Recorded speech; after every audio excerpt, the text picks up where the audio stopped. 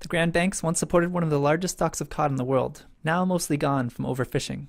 In the Barents Sea, same fish, same overfishing problems, but today, they still have their fish. So, what needed to change in Canada?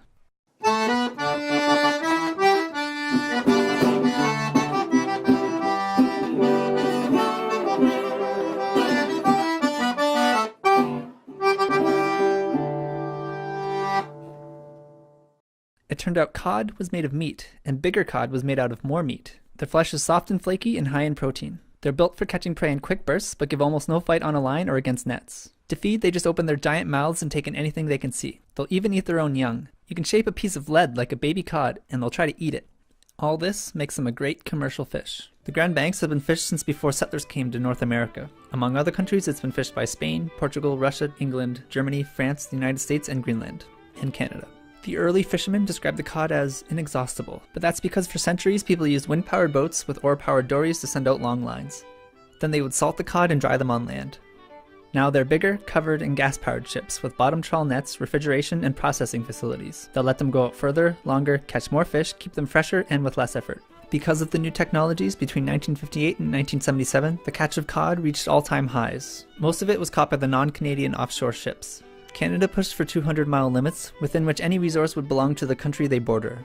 Only 2 areas of the Grand Banks were still outside Canadian control. But rather than conserve the resource, through subsidies, Canada expanded its own offshore fleet to exploit the gap left by the foreign ships. The government can transfer money to fishers in different ways, but the largest of these subsidies was the employment insurance, meant to motivate people to enter and stay in the fishery. The problem was that it was motivating people to enter and stay in the fishery. A simplified predator-prey relationship goes like this. If predator populations get too large and eat too much of their prey, then prey numbers will decline. Later, the predators might not have enough food, so they'll die off a bit, which decreases pressure on the prey population, who can increase their numbers, which in turn gives the predators more food, allowing them to increase in numbers, and boobity-boobity-boo. When the government gives money to the fishing industry, it alters that feedback loop. The industry doesn't grow and shrink with the resource, and the fleet and fish processors grow to overcapacity. Between 1981 and 1990, employment insurance was 50 to 60% of a fisherman's total income, which was bad. But subsidies might not be the only problem. Technology might allow the fishermen to find and catch fish faster than the fish can reproduce. So the government set a quota of how much they're allowed to catch, but obviously it was being set too high. Back then, quotas were based on the maximum sustainable yield. Let's say this is the maximum population the fish can reach because of food and habitat constraints. Let's say if you take this much, it will grow back to the max population. Or if you take this much, it'll grow back. The maximum sustainable yield is the spot where you can take the most with the population still growing back. Catching more than this is unsustainable. So the quotas are set a little bit below for safety. But setting quotas like this only looks at one organism at a time.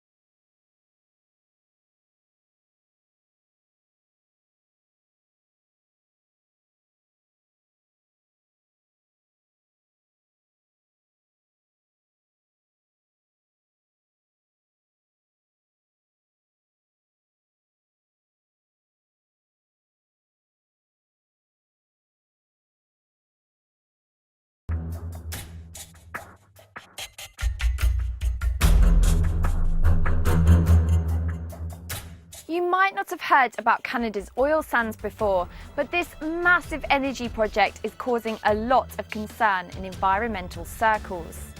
One organisation has even labelled it the most destructive project on Earth.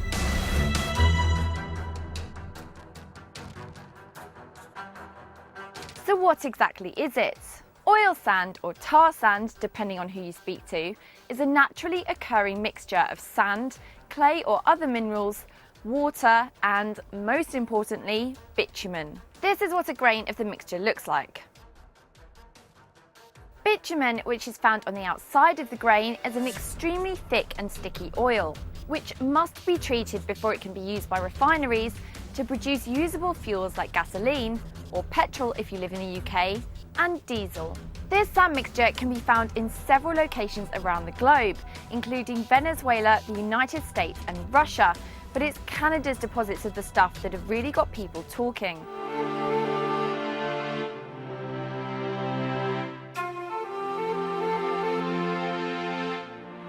Even the name of Canada's deposits is controversial. While environmentalists prefer to refer to them as tar sands, the Canadian government has officially named the deposits oil sands and says the sand mixture doesn't actually contain any tar. It's popularly believed that tar sounds much dirtier and more threatening than oil, and who uses which term has become a massive source of debate. To keep things easy, we'll refer to the deposits by their official name. But let's get back on track. Located below 140,200 square kilometres of land in the country's Alberta province, Canada's oil sands is the third largest proven crude oil reserve in the world, behind Saudi Arabia and Venezuela. In 2011, it was believed the reserve amounted to 170.2 billion barrels of oil, or about 11% of total global oil reserves. In other words, a lot of oil. In 2012, production at the oil sands reserve was averaging 1.9 million barrels of oil a day, with the Alberta government saying it expects this to increase to 3 million barrels per day by 2018 in order to keep pace with demand. And this expansion is being financed by $19 billion a year in investments.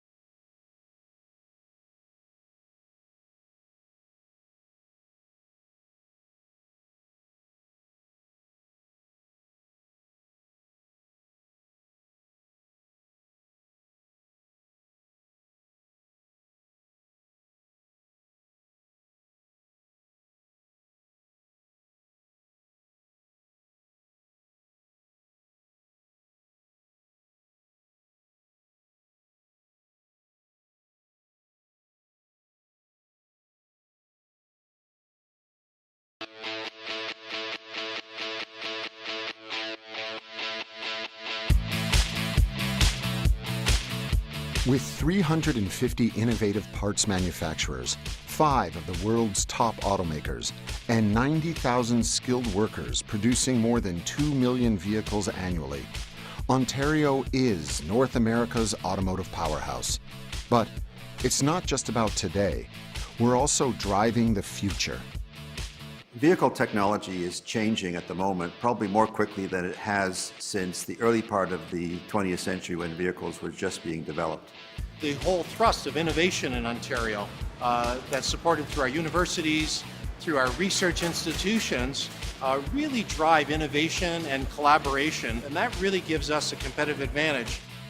That advantage is fueled by a supportive environment, including a lower combined tax rate than Ohio, Texas, Georgia, and California, lower business costs than France, the US, Germany, or Japan, and some of the most generous R&D tax credits in the world. The Ontario government has made it easy to do business in Ontario. For example, the Strategic Jobs Initiative funds allows for both things like product development and funding of capital and training of the employees for the manufacturing side of these new products. We have to talk about income taxes, and Ontario, combined with the federal government, is one of the lowest tax jurisdictions in North America, and that plays a significant role.